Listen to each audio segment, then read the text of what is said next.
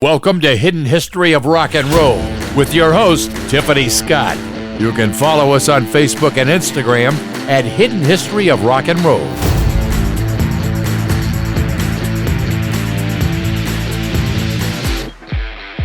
Hello and welcome to Hidden History of Rock and Roll. I'm your host, Tiffany Scott. If you are new to my podcast, I do a deep dive into the behind-the-scenes stories of rock's greatest legends, how they came to be, how the records got played, and maybe some dirty secrets, if we are lucky. This is your all-access backstage pass. My next guest was born in San Diego, California. He is an American musician notable for being the bassist for Tom Petty and the Heartbreakers. He was the band's original bassist from 1976 to 1981. He returned to perform at the band's Rock and Roll Hall of Fame induction ceremony, and that reunion led to his return for the summer of 2002 tour. He was also replacing the late great bassist Howie Epstein. He helped finish the Last DJ album and was present for all subsequent albums and tours. He played on albums by Kirstin Candy, Stevie Nicks, Shannon, Slobberbone and The Tremblers. He was also part of the original lineup of the Dirty Knobs, Mike Campbell's side project, and as well as Mike's band, the Blue Stingrays. They recorded an album, Surf and Burn, in 1997. Since the passing of Tom, he has been actively involved in music, performing with the band Chris Torres and playing and producing with L.A. Edwards. Currently, he is working on his solo album and producing with so many other musicians. Please welcome to the show, Ron Blair. Hello, yeah. That was a long intro to get through. Wow. No, that's all right. Do I need to unpack anything with you? That's right. What did I mess up?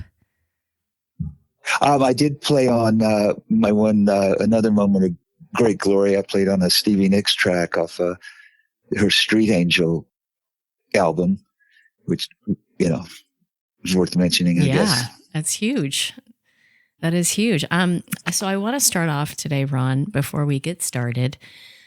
And I want to acknowledge that today would have been Tom Petty's 75th birthday. I mean, that's incredible. But, you know, I wanted to say myself, happy heavenly birthday to Tom. And what do you have to say? It's a strange concept to me because I don't ever remember ever wishing him a happy birthday. You know, like we were just on the road all the time, and I hardly wish anybody a happy birthday. I grew up as a Navy dependent. We traveled every 2 years, 6 months. I was in a new school. By the time you said happy birthday to somebody, their dad was shipping back to San Francisco or Osaka, Japan or something, and so your friends only lasted about a year and a half. So, you know, to this day, you know, birthdays, it's just even mine is an abstract concept. Like some friends kind of threw me a party, for my 77th one just recently. And I kind of went kicking and screaming.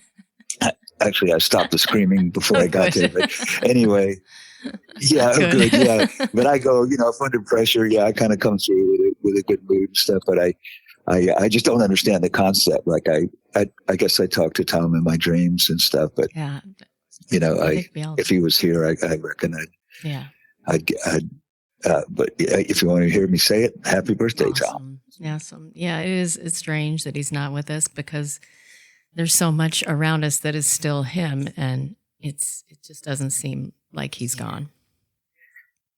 Yeah, it is. It's kind of a strange thing for me. You know, it reinvents itself. I'm sure with the other Heartbreakers too. It just how you relate to it reinvents itself every year. Like it, you know, up until this year, I felt pretty like, you know, just you know, joyful about the whole past and that's just life. You know, it happens. And then, you know, this is the first year where I actually a little melancholy has caught up with me. You know, and because, you know, just things that have forced me to look back into the past.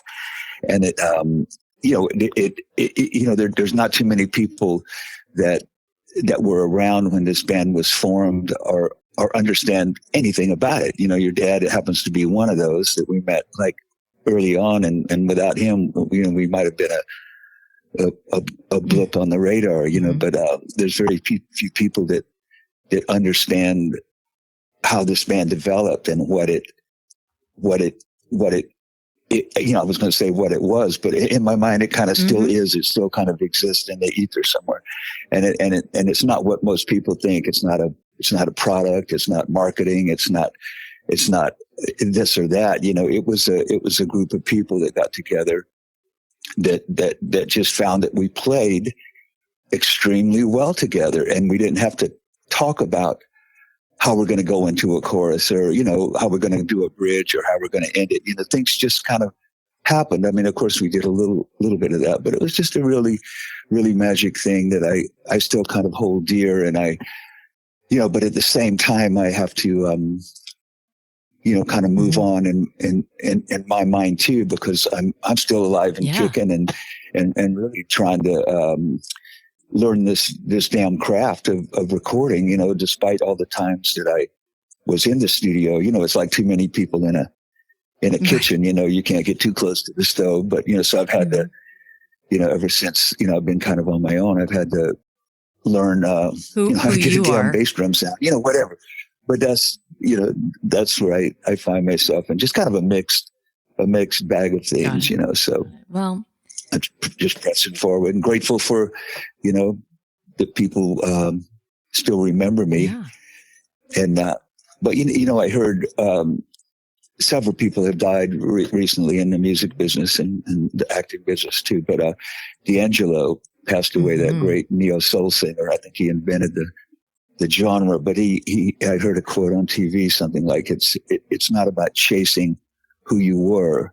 It's about honoring who you are. Wow. And so that hit me pretty direct. And so, that just feeds into my melancholy about all this, that's our glorious past and everything, but really, I'm starting to get more concerned with like Zoolander, who am I? Who am I? Yeah. Where do I fit in? Yeah. Totally. Yeah, totally. So that's where you find me today. Which is why I'm trying to get these stories told.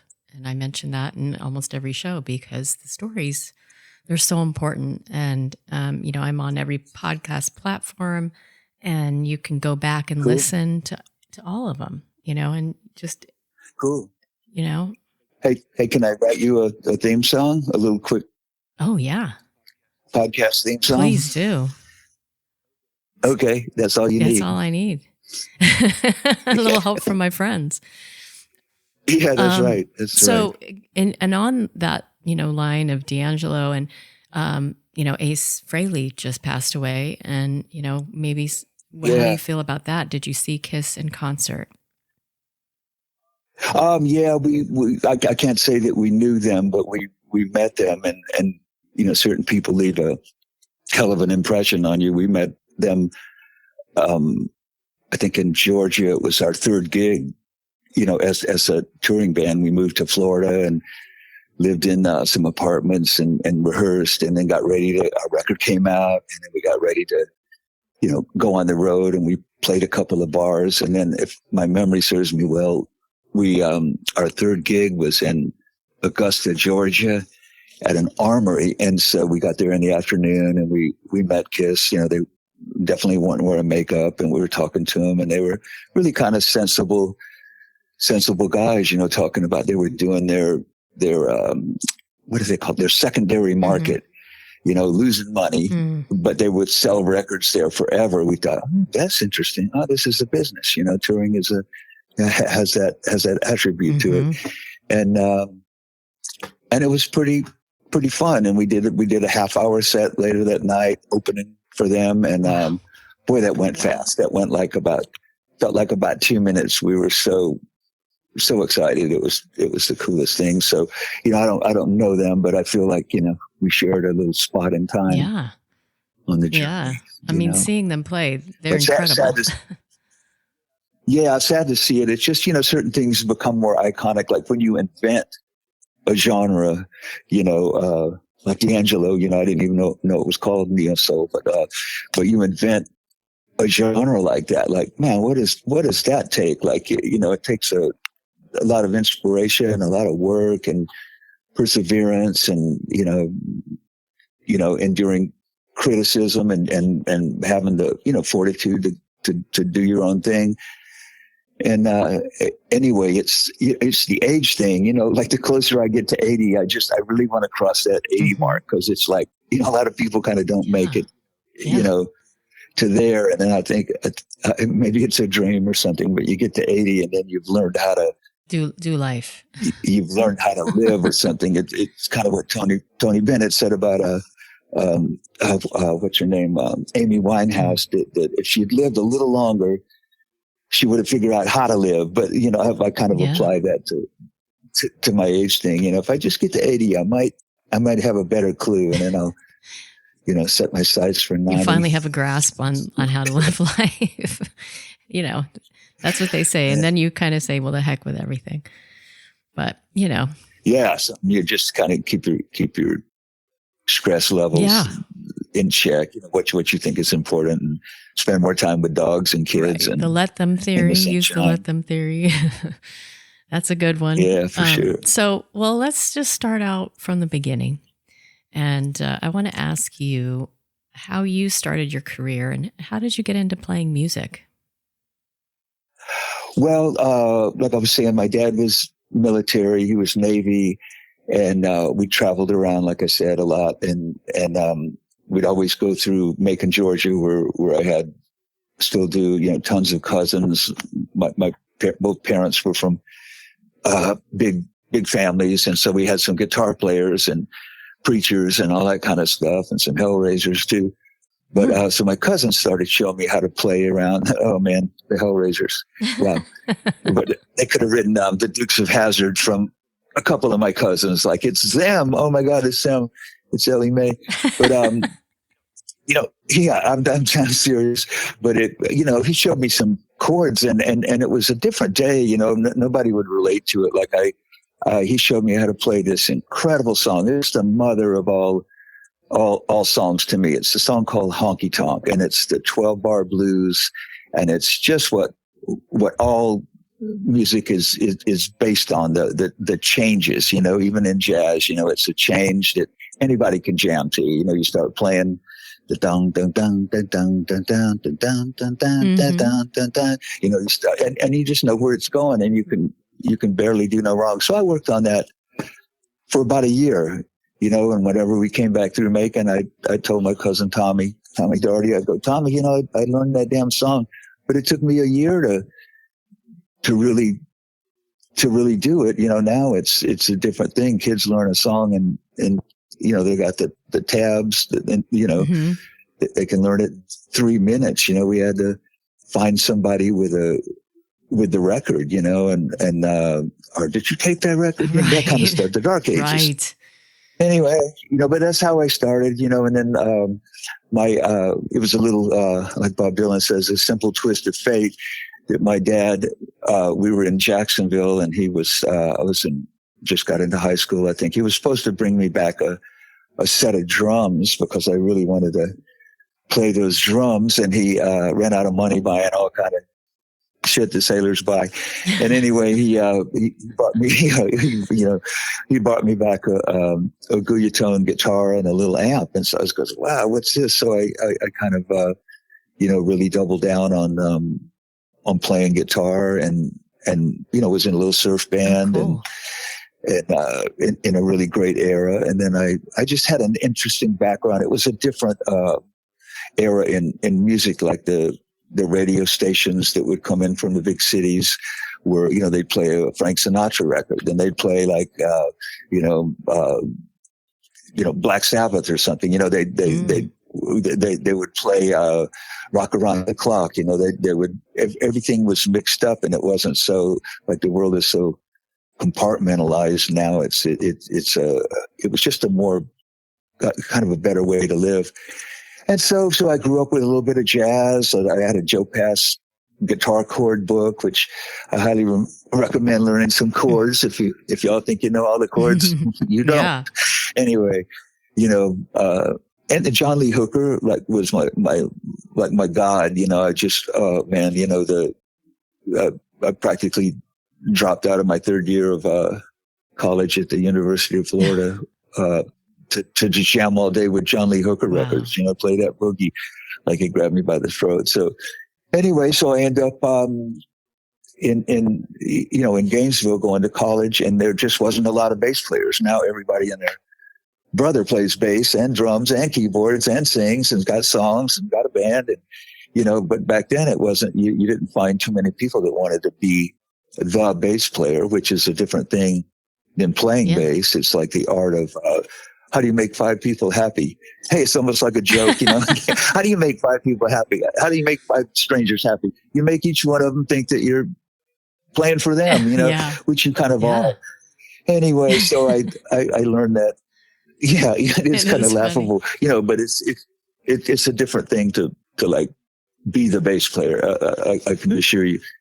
And there wasn't a lot of bass players in town. And then one day, my friend, he's left the planet a long time ago. My friend, Doug D'Amico, and he asked me if I'd consider playing bass. And long story short, I did. I got borrowed a bass from the local music store, Lipham's, that Tom used to talk about a lot. I think he worked there. And I just thought I can do this. And so I just went down that road, and that's what I did really from that period of early, 1970 on. And once I met, everybody, left Gainesville at some point to find a future in the music business. And some went here, some went there. We all kind of ended up in LA and got together. And ever since then, I just dedicated my, like you dedicate your life to some prophet or something. I just dedicated my life to doing that. And I've always written songs and played music, and I guess I've kept working on it in a backroom kind of way, but I really dedicated my life to being a part of that music, as did the other, Stan Lynch and Mike and Ben, and, later on Scott, and, we and Ferroni, we dedicated, almost like our, even my time off the road was like to nurture my time on the road. Really interesting. Right. Way to live. And so anyway, and then, really that's my life in a nutshell. And then it kind of came to a little bit of a crashing end. The car parts are still rattling from hitting the wall. It's like, fuck, when does this settle down? It's just still,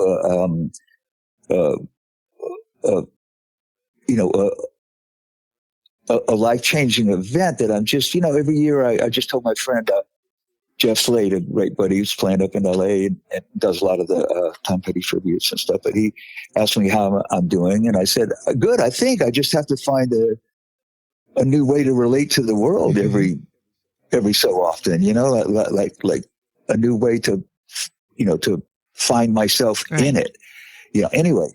But that's where I'm at, and it was a lot of luck. I guess that's what you're supposed to say, a lot of luck. But I worked my ass off. And you met them organically in Gainesville, or was it in Los Angeles? Yeah, I knew Tom. I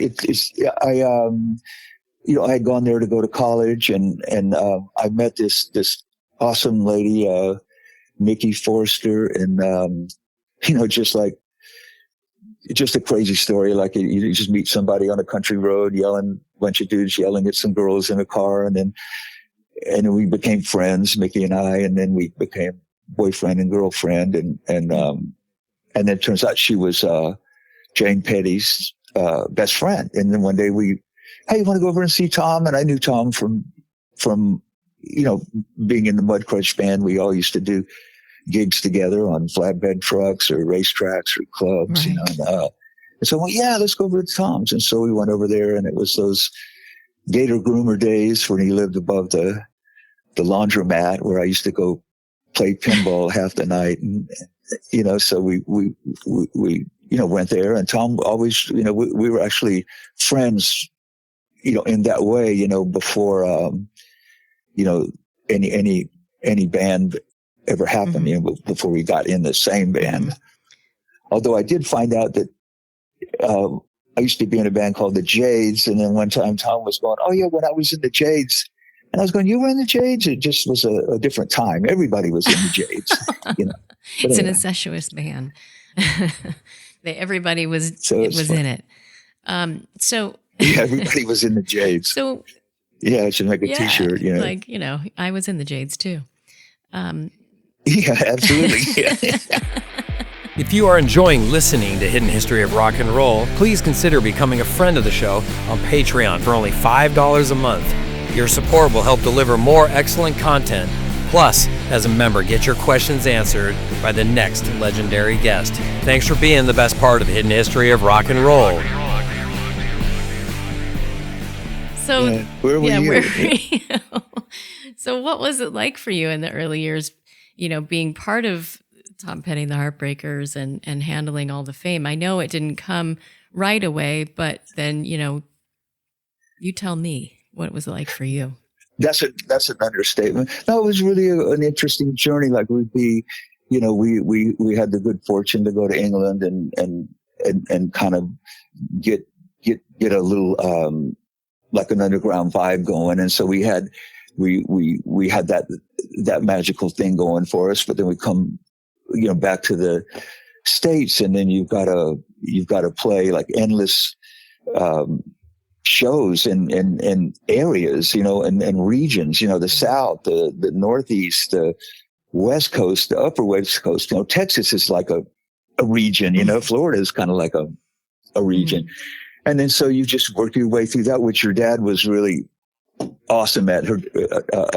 John was like an A&R man that would take us on the, you know, ride with us to the gigs and throw a party at the end of the night. We'd meet all the radio station people and the record company people. And for like a year or two, like we were the most partying band. I mean, we just, you know, party, jump back in a van, you know, and then off to the next place. But we did the PR circuit, and it just felt like, I guess it felt like we were doing something important, you know, and we were, you know, living our dream and everything. And it was just it was just a different time. And we're just happy to be in a band that could, you know, had a great singer, songwriter. We knew what to do, and we were willing to, you know, the thing I always flash back on is the band was so like conscientious, you know, like if somebody came up and said, "Man, you know, you guys would be better if you did this, or you need this," or we go see a show, Tom would pick up a trick, you know. We saw Bruce Springsteen somewhere in New York in a big arena, and he's going, "You people in the balcony are looking great." And then, you know, the next night, we're at an arena, and Tom's going, "You people in the balcony are looking great." You know, but you just pick up your tricks, and you learn from people, and you pay attention. Even Tom, you know, somebody gave us a bit of advice, like it wasn't, it was well received, like, "Oh, really? Okay." You know, and we willingly, you know, made changes and became like a high functioning band, which isn't always the case, you know, like it's a typical story, you know, from people that haven't really made it. Like, "Oh yeah, we did real good. We played so good. And then we got a break, you know, we played at the so-and-so for, you know, record company people, and we had kind of a bad gig." Well, you know, we didn't have bad gigs, you know, you enjoyed it. We just did. Yeah, we enjoyed it. And we just did not have a bad gig. If it was ever a little off, you know, we would kind of go, "Hey, that wasn't our best, but let's give it hell tomorrow night." You know? Yeah. But that's what it was like. It was relentless. We created this thing that you call Tom Petty and the Heartbreakers. We invented it, you know, from day one to the third gig in Columbus with Kiss to the next with Al Cooper, the Blood, Sweat and Tears organ player. You know, it was a great little tour. Wasn't going so well. He had T-shirts made up called, I wish I still had one, called "Act Like Nothing's Wrong," you know, because nobody was coming to the shows. Wow. But anyway, but it was just, that's what it was like, chaos. And I guess, I had my fill of chaos, but I look forward to maybe getting out and, playing again with good musicians. If the other question in line with what you're asking me is, what do you miss? Or do you miss? Yeah, I miss playing with really ace, speaking of really, ace, guitar players and drummers and organ players and singers. I miss playing with people that you can just walk into a room and they just know what to do. Like there's just, it's kind of hard to find, Yeah.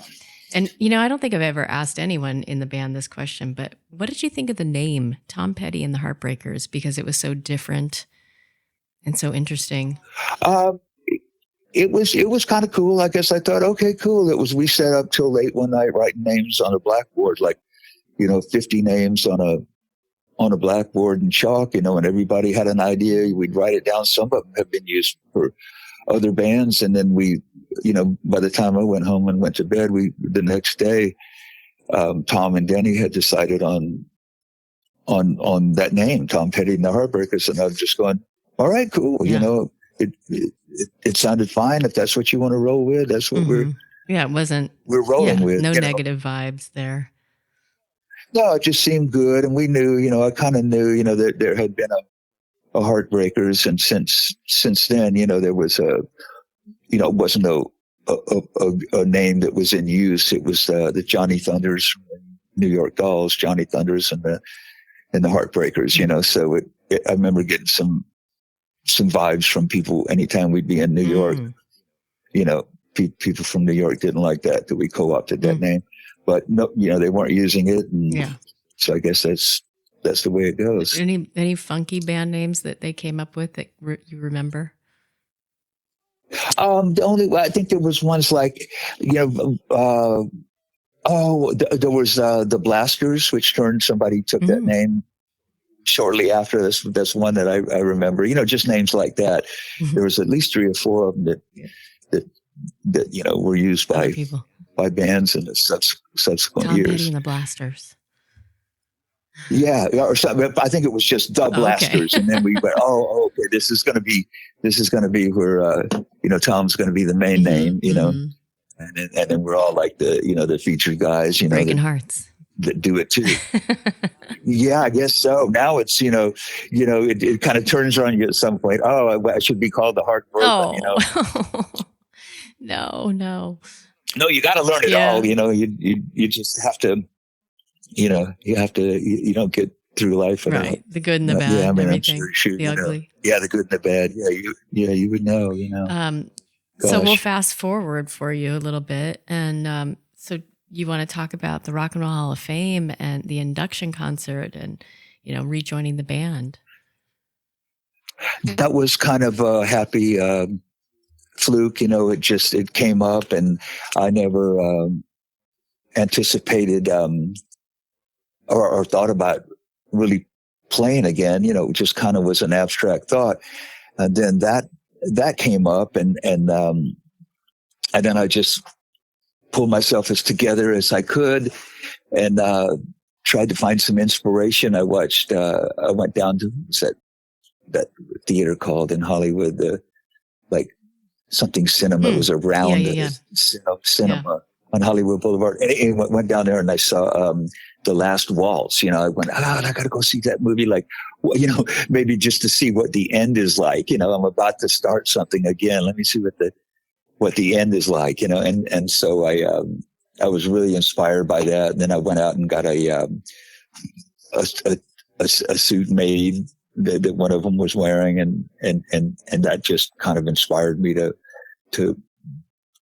kind of do it again, and I did pretty good.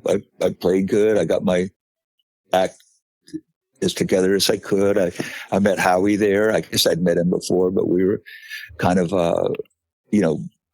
actually, there's never seems to be enough roadies to get to the bass player, so we were kind of taking care of each other, Yeah, that's part of the bass playing gig, Yeah, don't complain about that. But, it was pretty bittersweet in a way. The the whole thing. And then, yeah, it kind of seems surreal now, you go into kind of an altered state. Like it doesn't have much to do with my waking life. Like when I get up, it's just an abstract thing that like, that was cool. That was cool. I've crossed that line. I'm credentialed or whatever, I've definitely made a dream come true. I was part of a thing that happened to work. And I would have been, pretty lost, without that. Like when you try that hard for something and it doesn't make it, like, I don't even want to think about like, what if it didn't happen, like where would I be, So it just, I'm happy that it happened, and I kind of aligned my stars aligned with somebody else's and several other people. And it resonated with people, deep fans of music that still, to this day, I can hardly go anywhere without somebody coming up and they were at such and such a gig, and just, I played thousands of gigs, and, just one gig that they heard kind of, saved their life practically. Right. It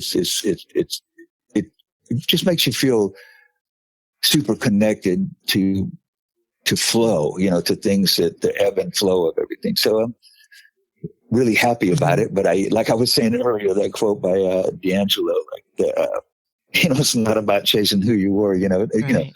So and you guys all played together, past and present at the time, bandmates, and you all played together. Yeah, it was real.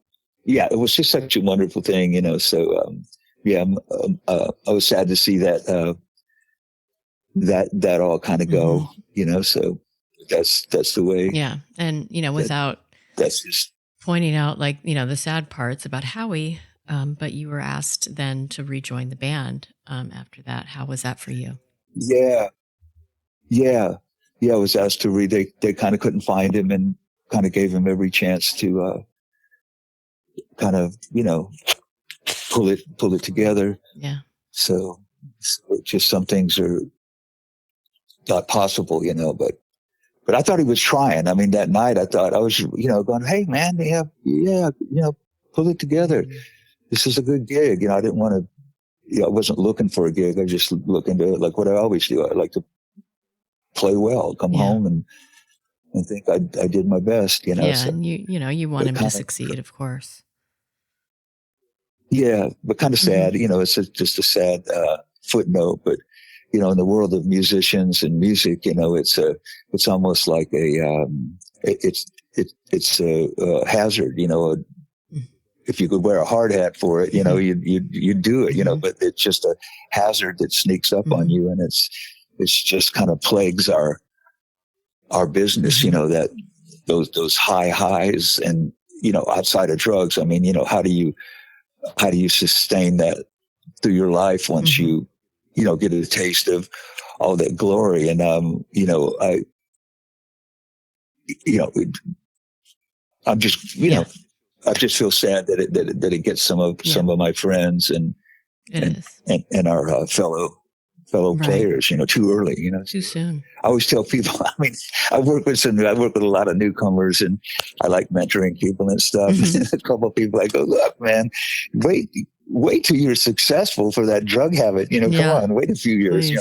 Just do it, funny, occasionally, and have fun and socially, whatever. But make something out of yourself, and then discover. A lot of people think they find that, their music or things like that through drugs, and it just doesn't always end well. But we won't talk about the bad stuff. It doesn't, and it's just it's the nature of addiction. It's really a hard thing to understand. Right, and then but on that note, you about producing other bands and working and mentoring with other people, I was really curious. I didn't know that you did some designing of album covers. I thought was really cool. I do it for my friends. Like I've got a local kid that I've helped, and I made an album cover for him that I thought was pretty cool. He didn't like it. So, but anyway. So But yeah, I mean, it just sounds like you've had a good time mentoring and working with people. it's really fun. It's almost, I like it better than working on my own stuff, because it feels good to help somebody. And then I've struggled so much at it that where I can like, I can help somebody. I can save them a year. Like I can easily save a person a year or two by, hey, if you go down this road, man, you're going to waste a year. You're going to waste two, here, take it from me, just go directly to point A to point B. To the good. Yeah. Just go to the good stuff, skip the drugs, skip the bad habits, skip the chord with the sloppy low note hanging over, skip all that stuff, roll your sleeve up so your sleeve's not banging on the acoustic guitar, that kind of stuff, oil your squeaky drum pedal, whatever. But nowadays I've actually learned to like a squeaky drum pedal. So anyway, all the nuances, give me nuance now. Like that, well, yeah, speaking of now, but I'm sure everyone is eager to hear about, are you doing a solo album? What's going on? Yeah, I'm trying to do like what you would call a record, and it just occurred to me the other day that I'm kind of doing like 3, maybe even 4 records at the same time. Like you just can't put that much, I don't think, that much variety on a record. I've got I'm from the South, so I got this kind of built-in, steamed-in country blues thing going, and then I have a kind of a quirky rock style, and then I've got these sort of jazz lamentations, the even lyrics, where I go into another thing, and I've got bona fide folk. The folk music in our era was you couldn't escape that the Byrds came from folk, but so I got that going on. So I'm just trying to make something that's that I can kind of put out and be of service, really, to fill in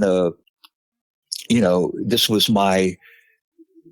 is my background or something, or this is where I'm at. This is from whence, I contributed to the band, these are my roots. And so the problem is that to learn how to record well and get a recording that really stands up, it's tricky. So I got a couple of decades, and I'm just now getting to the point where I can kind of self-edit myself. Like a book writer has to get an editor, or I guess a musician would get a ghost writer or a ghost.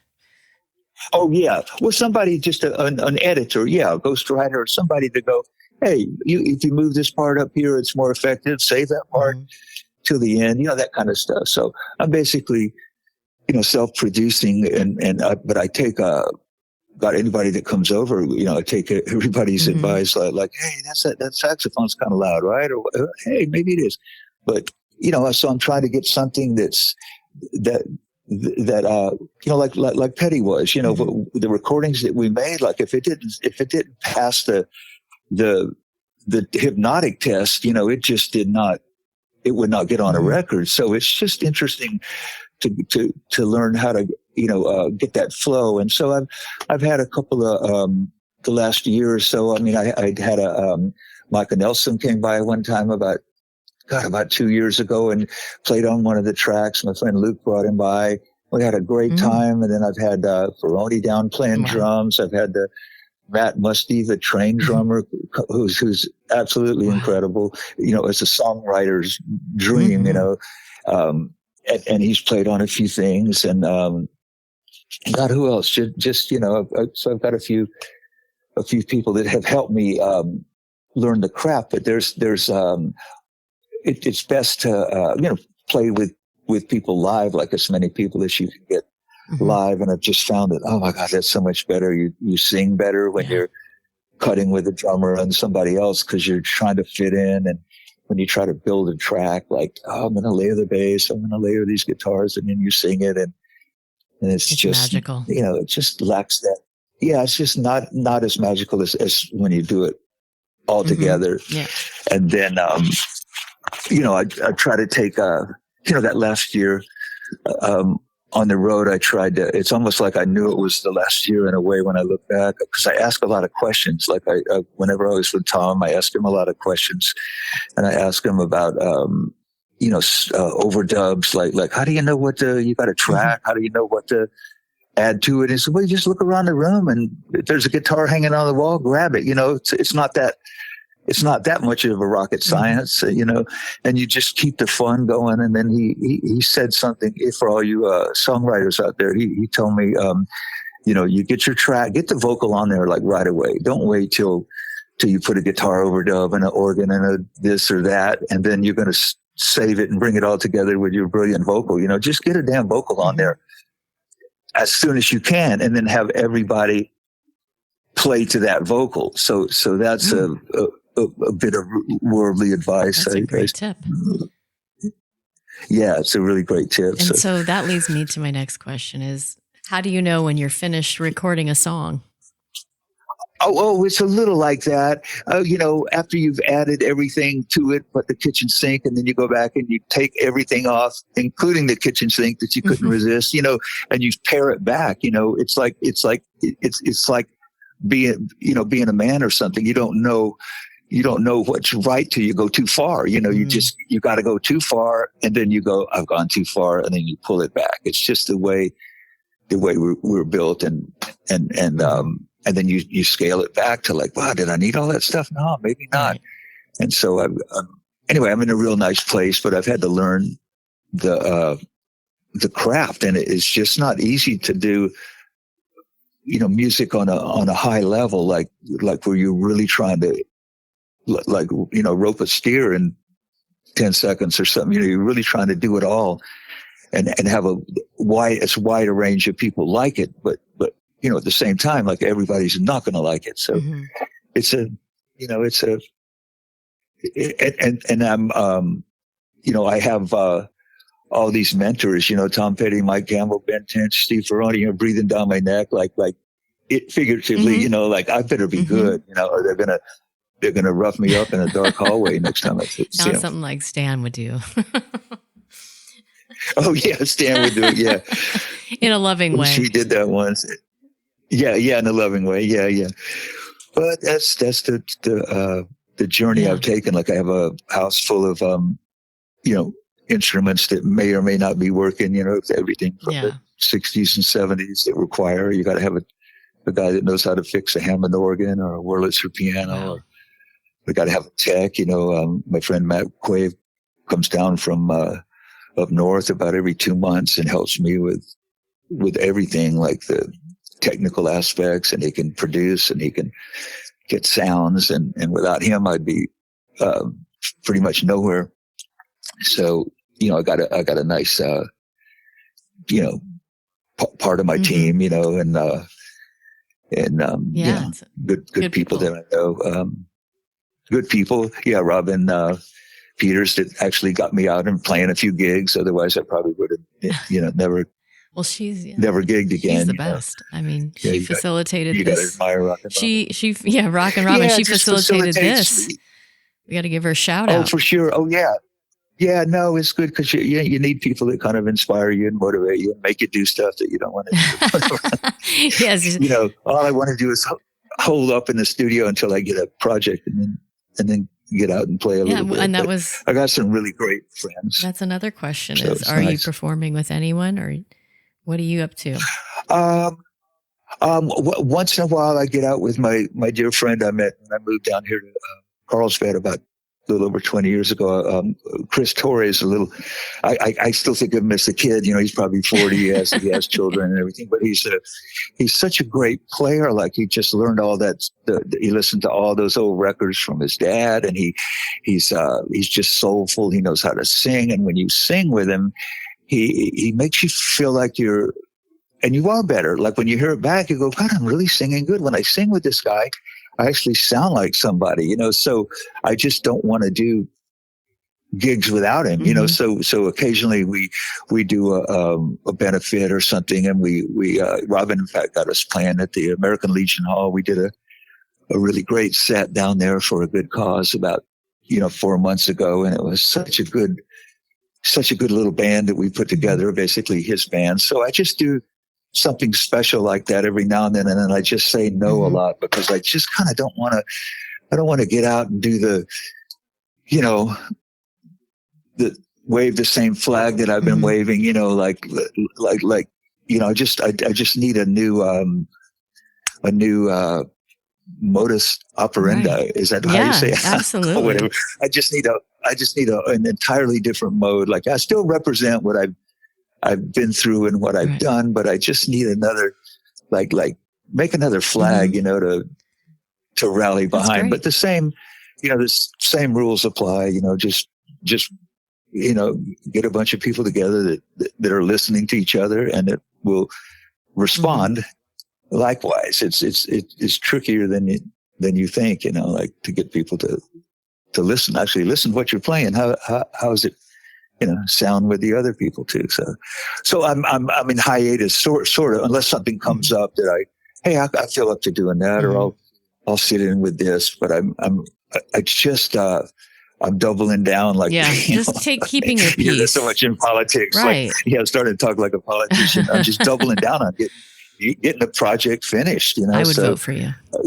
That's what I'm doing, and hanging with as many friends and dogs and children that I can. Like I've got enjoying a couple of grandchildren and whatever. I you can't do this all day long, but I'm trying. Right. Well, and I want to also touch upon, speaking of, playing in concerts, it's odd for, I think, many people to say the final tour, that the 40th anniversary was the final tour of Tom Petty the Heartbreakers. And my dad and I were at that last concert, and, because, we all hooked up at the end there. And what was that? I mean, the tour like for you, and what was the feeling like for you playing that last show? Not obviously not knowing it was your last show. Yeah, it's just the thing that stands out. I mean, I don't know if this sounds corny or not, but like it goes back to being the bass player. Like everybody wants to play bass, but who wants to be the bass player? Like you don't get a lot of you don't do it to get a lot of credit, unless you're like one of the few, Jaco Pastorius or something. But I had just recently thrown out like a 2-foot stack of reviews, actually this was years ago, of reviews of all over the country, all over the, parts of the world, and they all read the same way, that Tom Petty and the Heartbreakers play the so-and-so, arena, job well done. They didn't back down. Mike Campbell ripped it up. They played this, they played that, but they never mentioned, except a couple of times in the early days, I think, something about I butts like a goat or so. I don't know, whatever, they would single us out, but nothing, really. And anyway, I get to a point here. That last gig at the Hollywood Bowl, there was 3 nights, and I come in on the second night, I think, and Tom was so excited to see me. He said, "Ron, man, did you read the LA Times?" And I was going, "No, man, I'm just trying to stay focused." He said, "Man, they singled you out in that interview." And I said, "Man, I'll read it after the next couple of nights. I just can't go there." But I read it later, and it was the one time in my whole career, really, that they singled me out. Whoever the writer was, I should get a copy of it, but singled me out. Something to the effect of, when most bands get to their 40 years together, the rhythm kind of suffers. That was the gist of it. And the bass player and drummer are kind of phoning it in, and they singled me out that I was still, delivering a groove, whatever, which I do, like I'd rather, I work on it till the last note of the last song. Like I'm trying to make it work somehow. Right. And I'm sure Stan Lynch did too, and Steve Ferroni, and everybody in their own way. But anyway, so Tom was real proud of me.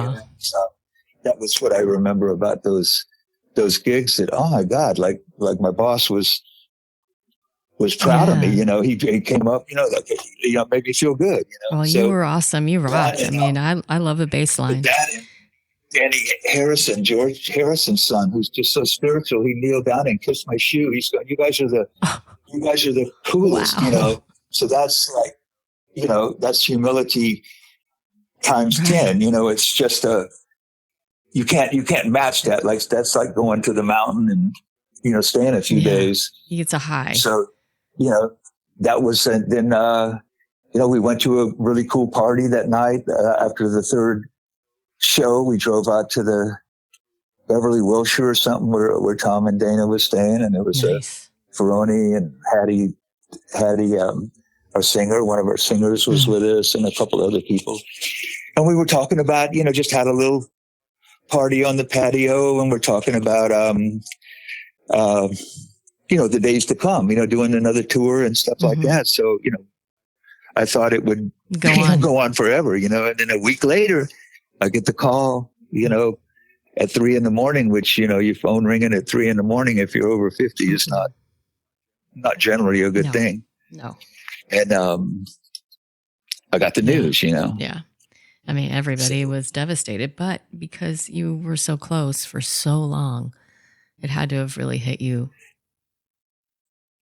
Yeah, just it's super disappointing to the things that you hope to do, you know. Like I had hoped for an era. It sounds kind of odd of this band to downsize a little bit. Maybe just 3 of us go somewhere and just play a month at a club or something, or just downsize the, although Tom was planning on upsizing it, like playing, you know, baseball fields and having people travel to us. You know, we'd stay in Chicago, you know, a week or two and do a bunch of gigs at Wrigley Field or something. And, is that where it's at? I think so. Incredible. Anyway. But, yeah, so I'm still waiting. I'm still waiting for those downsized bar gigs to happen, you know, somewhere. Right. Well, you know, I mean, you just never know where it's going to come from, it sounds like. And you surround yourself with good people and it will come. Yeah. Just trying to just keep the vibe going, you know, the trying to honor wherever I'm at, you know, keep those same values, like once you hit that high standard of music and musical interaction with people, like you just don't go back. You know, you can't, you know, you can play with people that don't have that, and you kind of go, okay, I'm going to cut this evening short. Yeah. You know, or you go to hear a band and I politely stay for one set. I got to get back to my studio and stuff. And quit yelling at bands, which I've done, you know, like, what are you guys thinking? No. Oh, man. Yeah, well, you know, you go out on a high, you're on such a high and you're playing with top level people. It's hard to bring yourself down to a different level. And you have a standard now. Yep. It's just an undeniable, and I'm super grateful for that. Like, we worked for it. We achieved it, and for better or worse, you know, that's where we are, you know, and everybody's gotten better too. You know, as bland as music sounds sometimes, you know, the commercial driven music, you know, there's some real talented people that make those sounds. And there's people that engineer and they produce and create records and mix and come up with new tricks. And the people that are still making incredible gear and incredible microphones. And it's still such a you know, and there's still people that'll fix that stuff too, you know. So it's a great co-op to vibrant business. Yeah. It's really wonderful. So I feel really, I just feel good to still be, you know, like the hip hop people, still be a player, you know, I'm still a player, you know. Yeah. Well, then, you know, along those lines, you are still being honored on Facebook. We have a fan page, and thanks to that's pretty cool. That is very cool. Yeah, it's very cool. I should, you know, I guess I contribute enough. I mean, I do enough to keep me from falling off the square universe Earth here. But but it's nice. It's nice, and but yeah, I just plan on doing some more stuff. You know, getting out. Playing some more and just seeing how it develops. Like, I really don't know how to make that happen, but I'm Sounds working. like you're going to do it. Working hard at it. Yeah. Yeah, and I'm appreciative for still. I just forget about it. Like how well thought of we are until somebody comes up and says something nice to me about about a gig or what Tom meant to him or the songs or and then I go, oh yeah, and then I kind of tune in, and it's something to celebrate. Well, Robin Peters keeps you on your toes, and she's also running the Facebook page along with Anita Roberts-Weiss. That's so sweet. Yeah. It's the coolest thing. I went there and I got questions for you from the fans. Okay. So we want to head into that if you don't mind. Oh, no, I do not mind. Yeah, people love you all over. And I'll start with the first question. And you kind of answered this a little bit, but maybe you can answer it just a little more specific. Kathleen Kramer, her name is Kathleen Kramer. She's from West Virginia. She asks, how many instruments do you play? I can make a noise on just about anything except a wind instrument. Like you cannot get a pitch. You cannot get a saxophone to stay in pitch. But I just play. I play acoustic guitar reasonably well. I'm getting better at keyboards, and I play bass. I play drums, but not good enough to make it through a whole track. But nowadays you need to play a lot of different instruments to, a little bit of mandolin, just to know what you're looking for in the song. So it's, I guess, acoustic guitar and bass would be acoustic guitar would be my, lost on a desert island instrument. Ooh, that's an interesting question to add that. That's a good one. If you were on a desert island, what instrument would you bring with you? That's it. The acoustic guitar. Well, yeah, absolutely. Very cool. Absolutely. The glorious acoustic guitar. Acoustic is beautiful. So I'll go on to the next one. Carol Shapiro. She's from Michigan. She asks, what is your favorite Tom Petty and the Heartbreakers song? Oh my God. God, it depends on the week. Like there's always something playing in my head, like the song Best of Everything has kind of been playing in my head for the last 2 weeks, So that's kind of, there's always a song in rotation, but there's others that I like for the song crafting. And then that one that, I think the radio has a recording of me doing it, but that one, what was it called? The name escapes me right now, but, the ranger came with burning eyes, shame of me, woke surprised. She thought she'd seen the last of him. She opened the door and let him in. Ooh, I keep running back to you. I have to do that. That's my dyslexia or something. I have to sing a whole verse. And it's crawling back to you might be it, because I love the imagery of that woman that opening the door and thought she'd seen the last of him, and then letting him in anyway. It just tears me up. That is a good song. A lot of, so cool. He's, prolific writer. So then a tribute band called Petty Party. They want to know, what was your favorite bass line to play live? Oddly enough, just those ones with like, not that it's hard or anything, but those ones were like, I'm thinking into the great wide open and, facing the crowd where you're just going, ding, ding, ding, ding, ding, ding, ding, ding, ding.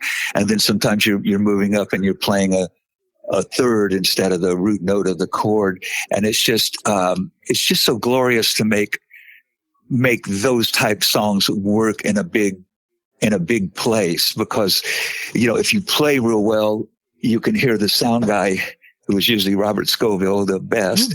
You could hear the bass getting unbelievably loud, like holy moly, like boom, boom, And so it was those that, and there was one slow one that, God, I would just pray I wouldn't ever make a mistake on it. It was, grass is growing. Yeah. Under my feet, the grass is growing.